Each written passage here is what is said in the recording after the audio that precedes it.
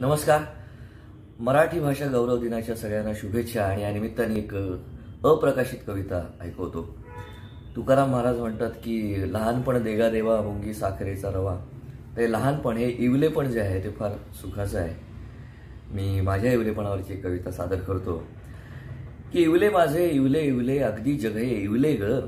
इवले माझे इवले इवले अगदी जग हे इवले ग. जे जे बघतो ते माझ्याहून मोठे मोठे दिसले ग.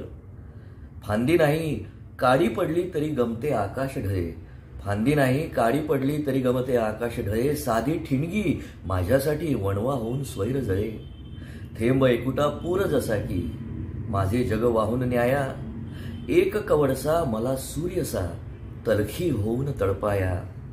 एकच दाणा भासे मजला पाठीवरची गोणी ग. आणि एका वेळी एकच साखर कणमी वाहून आणि ग. किती डवरल्या गप्पा आल्या कानी ज्यांना मूळ नसे. पण मी इवला अंग चोरणी अजून इवला होत असे. मनोरथांची इवल्या नाही भविष्यावरी सत्ता ग. मनोरथांची इवल्या नाही भविष्यावरी सत्ता ग.